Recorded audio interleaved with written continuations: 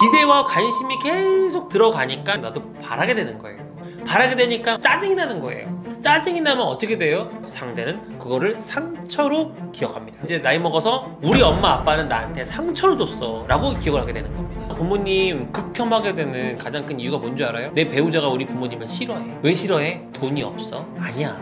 돈이 없는 사람은 가까이 하고 싶지 않을 뿐이고, 근데 어떤 부모를 극혐해?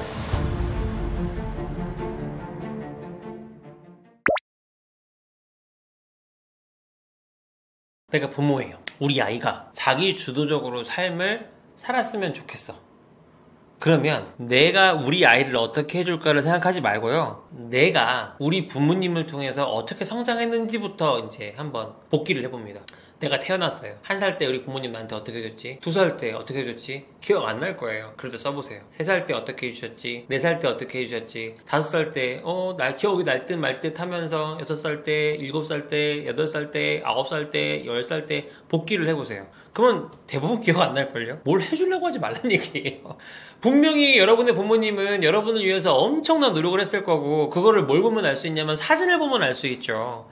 그 엄마 아빠가 이제 찍어놓은 옛날에 사진첩을 보면 같이 놀러 갔을 때부터 시작해서 집에서 뭐 예쁜 옷도 입히고 비싼 옷도 입히고 맛있는 것도 먹이고 했던 일련의 모든 과정이 다 남아있을 거예요. 하지만 여러분의 마음속에는 뭐만 남았을까요? 감사와 고마움도 있겠지만 가장 큰 건 상처만 남았을 거예요. 엄마 아빠와의 기억을 떠올리면 대부분 상처가 많이 나올걸요?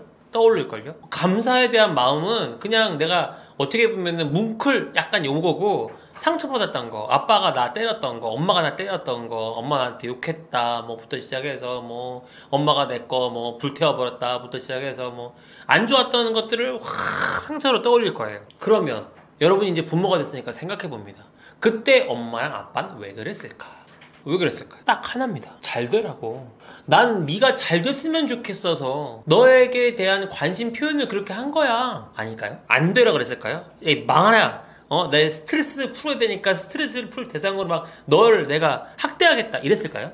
심지어는 저 패도 회초리를 때려도 막 싸대기를 때렸다 하더라도 돌아서서 마음이 엄청 아팠을 거예요. 왜? 해봐요. 자기 자녀한테. 뭐 요즘은 뭐 신고할 수도 있는데, 그러니까 비유를 들어서 얘기하는 겁니다. 엄마 아빠는 그럼 배운 게 없어서 그렇게 한 걸까요? 아니에요. 인간은 원래 불완전한 존재라고, 자기밖에 모르고 뭐 이런 다 떠나서도, 그럼에도 불구하고 순간적으로 화를 못 참아서 그랬을 수도 있지만, 그럼에도 불구하고 잘해주고 싶었고 자기를 희생해서라도 내 목숨을 다해서라도 내가 이거를 내 눈에 넣어도 아프지 않은 이라는 표현이 있죠. 비유가 있잖아요. 근데요, 보상심리 없겠습니까? 그냥 있을 것 같은데. 그렇게 내가 나를 희생해가지고 내 자식을 키웠는데 넌 나한테 도대체 왜 이러냐? 안 그럴 것 같아요? 아니, 본전 생각 안 나겠습니까? 아이, 부모는 그런 게 아니래. 뭐 똑같이 사람인데. 내가 옛날에 그렇게 잘해줬는데 지금 나를 모른 척하면 마음이 안 좋겠지. 그리고 자식 공부시키느라고 내 노후 준비도 안 해서 자식한테 기대해야 되고 자식한테 이렇게 손 벌려야 되면, 와, 근데 자식이 돈을 못 벌어. 최악이지. 근데 그 상황을 왜 누가 만들었냐는 거예요.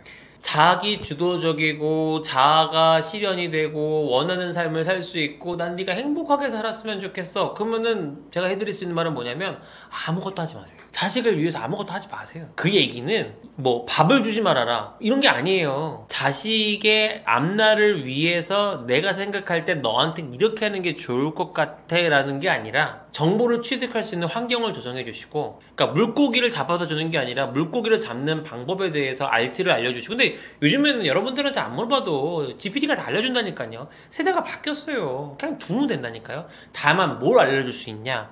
삶의 태도, 인생을 살아가는 태도, 가치를 만드는 방법, 가치 있는 인생을 사는 방법, 이 부분에 대해서는 뭘 알려주면 돼요? 내가 스스로 증명해 보이면서 교감을 하면서 알려주면 돼요. 그래서 부모가 나의 멘토가 돼야 가장 행복한 구조가 되지 않겠습니까? 근데 멘토한테 뭘 바라고 하진 않고, 멘토가 멘티한테 어떤 얘기를 했는데 그 멘티가 멘토의 의견을 안 따른다고 가슴 아프고 막 기분 상할 일은 없잖아요. 다시 좀 더 옛날로 돌아가 볼게요. 아주 오래먼 옛날. 우리 아버지 13형제라고 하셨잖아요. 할머니가 한 명 한 명 다 케어했을까요? 아닐 거 아니에요. 그때는 자식이 많았으니까 알아서 커라, 자식은 낳아놓으면 알아서 큰다, 이런 얘기가 있었다고 하더라고요. 근데 요즘은 뭐 중국에서는 소황제라고 부를 정도로 애가 1명, 많아야 2명이니까 거의 올인을 합니다. 그러니까 이게 음극즉양 양극즉음이라고, 기대와 관심이 계속 들어가니까 나중에 나도 바라게 되는 거예요.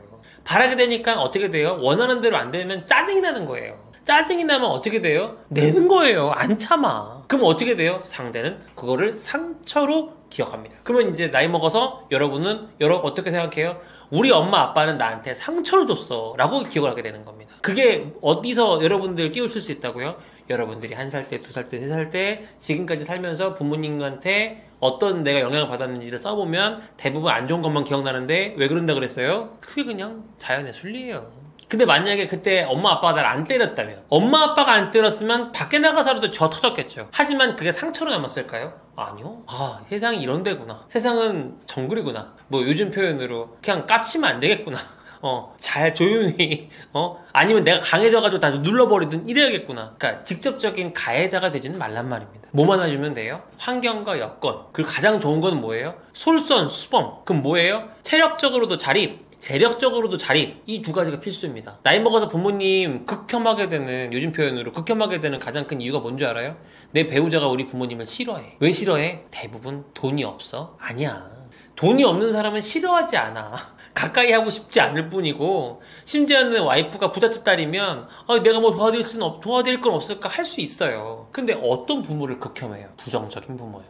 뭘 하자 그래도 싫대. 뭐만 해도 싫대. 왜? 자기가 여유가 없으니까 그냥 싫은 거예요. 그런 부모가 되면 되겠습니까? 그러면 다시 제가 이제 언론으로 들어가서 뭐 해야 돼요? 공부하시고 돈 벌고 자립하셔야 됩니다. 청년만 자립이 있는 게 아니에요. 이제 이 장년도 자녀 앞에서 자립이 돼야 자녀와의 온전한 관계를 만들 수 있어요. 그러면 자식이 공부하는데 올인을 하는 게 맞겠습니까? 나는 아니라고 생각해요. 환경은 만들어줄 수 있지만 셀프, 본인 챙기세요. 나 돈 많은데? 나 이제 뭐 그때 돼도 난 전혀 뭐 지장이 없는데? 그러면 자기의 사람들에 대한 그 울타리, 그 커버리지를 더 키워서 더 많은 사람들을 챙기시고, 그 많이 챙기는 사람들에 대한 정성을 쏟는 것으로 자식에 대한 사랑을 많이 주고 싶은 걸 조금 더 나눠보세요. 그러면 나중에 자식만 찾아오길 바라는 게 아니라 나를 찾아오는 사람도 많고, 내가 찾아가도 반갑게 맞이해줄 더 많은 인연들이 여러분들의 인생을 더 풍족하게 할 겁니다. 기본적으로 만들어낸다라고 하는 건, 이렇게 됩니다. 발상이 있고요. 그 발상에 대한 거를 선택을 하고요. 실천을 해서 결과를 체험을 해보고, 실패, 성공. 그럼 성공한 방법대로 다시 또 반복. 이것들을 깨우치는 사람들은 어느 분야에서든 자기만의 루틴을 만듭니다. 이게 운동을 하는 과정에서도 마찬가지고, 언어를 배울 때도 마찬가지고요. 내가 어떻게 해봤더니 되네? 그럼 난 계속 이렇게 해서 계속 실력을 키워가면 되겠네? 깨우침이 있어야 되잖아요. 그러면 이 깨우침을 만드는데 가장 중요한 기대는, 이 포인트, 펀더멘탈은 바로 독서입니다. 기본적으로 인풋이 있어야 돼요. 제가 어렸을 때 위인전을 외웠다 했잖아요, 거의. 그 수많은 위인전들을 통해서 대부분 위인전 보면요, 그 기승전결이 가난했고 힘들었고 어려웠고 고난이 많았는데 동기부여가 돼서 이거에 대한 걸 실패 하다가 귀인을 만나서건 아니면 뭔가 내가 깨우쳐서건 결국은 성공을 했고, 그 성공을 발판 삼아서 큰 성공을 했다로 끝나는 경우가 많아요. 그러면 이 모든 일련의 과정들을 깨우쳐야 할 거 아닙니까? 그러면 그 매뉴얼을 구상하려면 내가 리소스가 있어야 될 거 아니에요. 우리가 AI를 학습시킬 때도요, 처음엔 머신러닝이라는 거를 해요. 데이터를 인풋하는 겁니다. 그 다음에 라벨링을 하는 거고요. 그 다음에 상황과 여건에서 그 정보와 지식이 가동될 수 있게끔 하는 거고, 나중에는 사람처럼 생각해서 생성형 AI가 나온 거 아닙니까? 사람도 뭐가 다르겠습니까? 머리에 들어있는 게 있어야 될 거 아니에요. 그러면 인풋으로, 독서를 통해서 내가 인풋하는 부분이 저는 제일 중요하다고 생각하고, 그 다음에는 체력을 그만큼 키우는 게 그 다음 중요하다고 생각을 합니다. 그러니까 기본적으로 사고할 수 있는 능력이 없는 인간은 인간으로서의 가치와 존엄을 실현하기가 매우 어렵다. 그럼 어렸을 때 뭐를 해야 되냐? 어렸을 때 내가 말을 트이고 글을 틔우면서 뭔가 인풋이 들어오려고 할 때 SNS 보고 뭘 얻겠냐 이거야. 다시 얘기했잖아. SNS는 습관이라고요. 독서는 습관이 되기가 되게 힘듭니다. 왜요? 제가 문예창 작가 나왔잖아요. 작가 출신이잖아요. 그럼에도 불구하고 책 읽는 게 너무 힘들어요. 내가 책을 대충 보는 건 쉽지만 이 사람이 어떤 생각을 가지고 썼고 이 사람이 어떤 메시지를 전하려고 했고 이걸 통해서 나한테 어떤 걸 전달하려고 했고 나는 이걸 통해서 어떤 영향을 받고 내가 영향을 받았으니 어떤 거에 대한 계획을 세우고 어떤 걸 실천하는 걸 통해서 난 무엇을 얻어야지 통찰하는 걸 하는 통째로 이해하는 그 통찰을 하는 그 부분이 결국 그 사고에도 근육을 만들어 주거든요. 그 일련의 과정에서 이 아이는 운도 배치마킹 할 수 있다는 차원에서 제가 여기다가 운도 배치마킹 할 수 있다는 주제를 넣어놓은 겁니다. 그래서 운을 만드는 아이의 특징은 첫 번째 매뉴얼을 습득했다. 어떻게 독서를 통해서 간접적으로 그리고 그거를 이제 실천하는 과정을 통해서 최적화, 옵티마이제이션을 하고 그 다음에 이거를 쌓아나갔다. 그래서 그 쌓은 선택의 결과를 통해서 그 운의 흐름이 형성이 되면 그 이제 운의 흐름으로 가는 거예요. 그런 애들이 지나가려면 뭐가 돼요? 습득력이 엄청 빠르죠. 문해력도 좋죠. 그러니까 어찌됐건 공부를 할 때도 남들보다 이 언어적인, 사고적인 측면에서 되게 좀 빠르게 성장할 수 있는 근육이 있는 거죠. 그러니까 그 부분이 ABC가 과거나 지금이나 동쪽이나 서쪽이나 옛날이나 지금이나 동서고금을 막론하고 동일한 패턴으로 이루어진다. 사람은 사람을 통해서 배운다. 사람의 마음과 철학을 통해서 배운다. 철학을 형성하려면 독서만 한 게 없다. 독서와 체력을 겸비해서 같이 잘 밸런싱해서 키워주고 가장 중요한 거 실패한 부모가 옆에 있으면 사실 부모 따라가게 될 확률이 매우 크기 때문에 부모가 스스로 꾸준하게 성장하고 자립해 나가는 과정을 보여줘야 된다. 저는 그렇게 생각합니다. 제가 이 책을 준비하면서 엄청 고심을 많이 했어요. 이게 사람들한테 도움이 될까? 내가 겪었던 에피소드를 에세이처럼 보여주는 게 일반화될 수 있을까? 운의 메커니즘이라는 거를 내가 정의할 수 있는 자격이 있을까? 근데 적어도 내가 경험했던 운의 작동 원리, 그리고 내 지인들, 내 곁에 있었던 사람들이 자신의 운을 활용하고 타인의 운을 활용하고 그 운에 올라탔던 그 사례들의 케이스를 접하다 보면 유사한 상황에 있는 사람들이 조금 더 용기를 가질 수 있지 않을까, 두려움을 떨쳐낼 수 있지 않을까, 이런 생각으로 쓴 책입니다. 근데 이 책을 쓰고 나서 제가 리뷰를 받아보고 서평을 받아보고 또 댓글도 받아봤는데 그렇게 큰 용기를 갖게 됐고, 어떤 분은 애기 다루듯이 항상 그 업무하러 갈 때 갖고 다닌다는 분도 이렇게 써주시는 분이 있더라고요. 근데 그 이유가 뭔지 아세요? 결국 자기 자신에 대한 발견을 할 수 있고 자기 개발을 할 수 있는 동기부여를 제가 이 책을 통해서 하시기를 간곡히 바라고 썼기 때문입니다.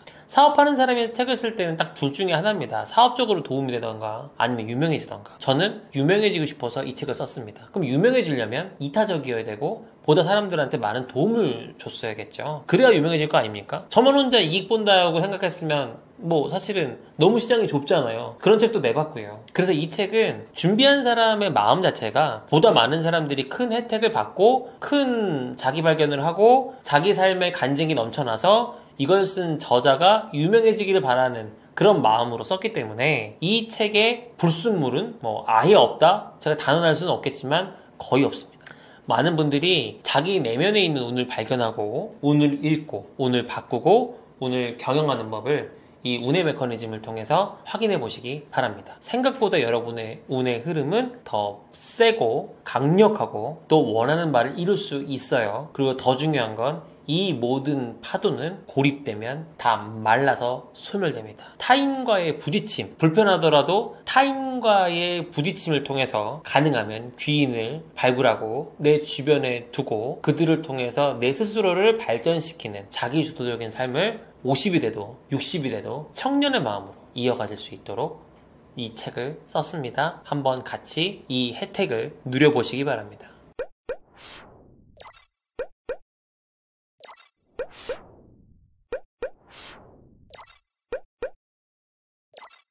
you